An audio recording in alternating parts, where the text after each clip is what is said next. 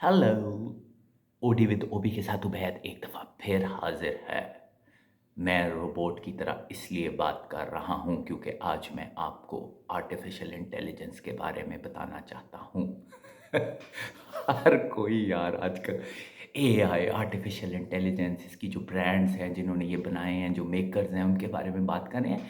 It is a very important, very significant turning point, no doubt about it. लेकिन हमें पता होना चाहिए कि हमने किस तरह से इस न्यू वर्ल्ड में रहना है। एक्चुअली आर्टिफिशियल इंटेलिजेंस और जो पिछले 5 साल में 5-6 साल में पोस्ट कोरोना जो चेंजेस आई हैं वो एक्चुअली बहुत बढ़िया आई हैं। मैंने इसके बारे में बहुत रिसर्च की है, सर्च की है। मैं हमेशा सर्च और रिसर्च को अलग-अलग यूज़ करूँगा क्योंकि ये दोनों टोटली डिफरेंट चीज़ें हैं। और इसी तरह ये ख़ैर बहरहाल मैं इस बुक के बारे में बताऊँ, मेरे पास कोई सबूत नहीं है कि मैंने ये बुक पढ़ी हुई है, कोई वीडियो सबूत नहीं है, लेकिन प्लीज़ मेरी बात मान लेना, ये मैंने पढ़ी हुई है। मैंने बहुत सारी ये वाली बुक्स के अलावा भी बहुत सारी बुक्स पढ़ी हुई हैं। खैर बहरहाल प्लीज़ मान लें मेरी बात। अच्छा, आर्टिफिशियल इंटेलिजेंस, मॉडर्न मैजिक और डेंजरस फ्यूचर।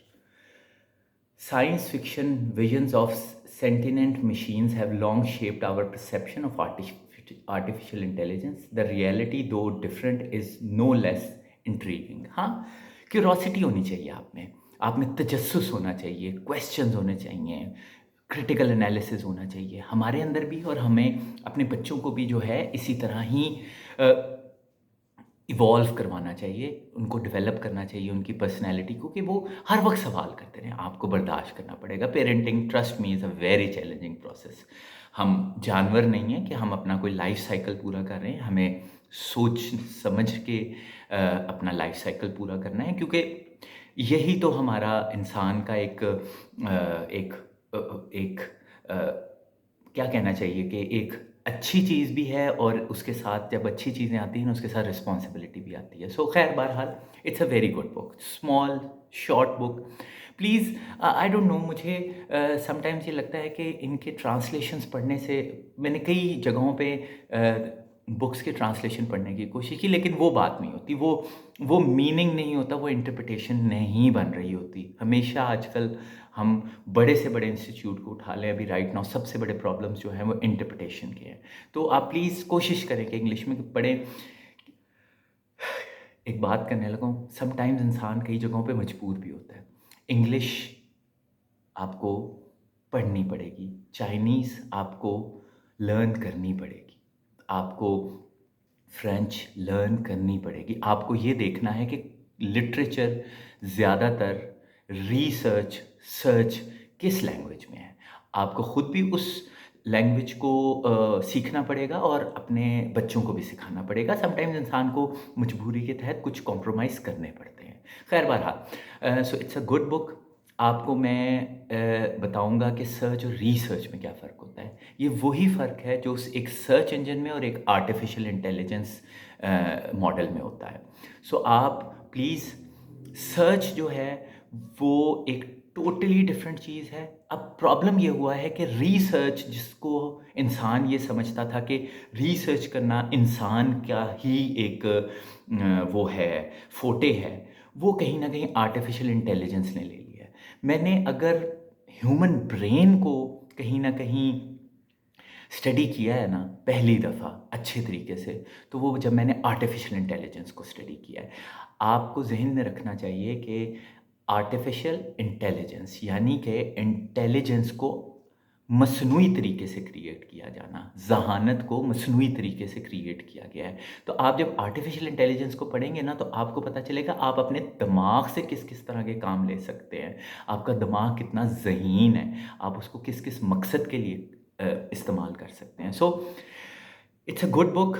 आइंदा चल के मैं आप लोगों को प्लीज़ बताऊँगा, प्लीज़ मेरी बात सुन लीजिएगा। मैं शायद शक्ल से या वैसे कोई बड़ा स्कॉलर नहीं लगता, लेकिन पढ़ ली हैं मैंने बहुत सी चीज़ें, मैंने सुन ली हैं बहुत सी चीज़ें, मैंने देख ली हैं बहुत सी चीज़ें, और समटाइम्स मैंने अपने आप को एक्सपोज़ ऐसे हालात में किया है कि कुछ चीज़ें मुझे आती हैं। सो प्लीज़ सुनिएगा। तो आर्टिफ़िशियल इंटेलिजेंस जो है ना, वो आप ज़हन में रखें कि हमारे सामने एक अनदर एंटिटी पैदा हो गई है, जो अब रिसर्च करके हमें दे रही है। हमारा जो खुद चूज़ करने का जो एक और काम करने का अपने दिमाग को यूज़ करके जो एक फोटे होता था, वो कहीं न कहीं हमसे छिन रहा है। तो अभी राइट नाउ मुकाबला जो है एक नेचुरल इंटेलिजेंस और एक आर्टिफिशियल इंटेलिजेंस में है। So it's a very interesting turning point in our lifes. Challenging है, क्यूरोसिटी है, प्लीज़ इसके बारे में पढ़िए, इसके बारे में जानने की कोशिश कीजिए और प्लीज़ अपना जो एक इंटेलिजेंस का और रिसर्च का हक है ना, उसके लिए मुकाबला कीजिए। अपने आप को एक अच्छा रिसर्चर बनाइए। सर्च इंजन में और रिसर्च इंजन में फ़र्क कीजिए। मैं ब्रांड्स के नाम नहीं लूँगा, लेकिन आपको पता चल गया होगा कि पहले हम हमारे मोबाइल्स पे एक होता था जहाँ पे हम एक बार होता था जिसके ऊपर हम लिखते थे और सर्च करते थे, तो हमें हज़ार ऑप्शंस मिल जाते थे, जिसमें से कहीं न कहीं वो सर्च थी कि हमने सर्च की है, उसमें से हम फिर खुद रिसर्च करते थे कि हमारे लिए बीइंग हम अपनी अक्ल यूज़ करते हुए, अपनी सिक्स सेंसेस यूज़ करते हुए हम फैसला करते थे कि इनमें से हमने किस चीज़ को चूज़ करना है। आर्टिफ़िशियल इंटेलिजेंस जो है ना, वो हमसे ये जो फ़ैसला है ना, बहुत सारी चीज़ों में से एक अपने लिए फ़ैसला करने की सलाहियत उसको छीनती जा रही है, उसको कम करती जा रही है।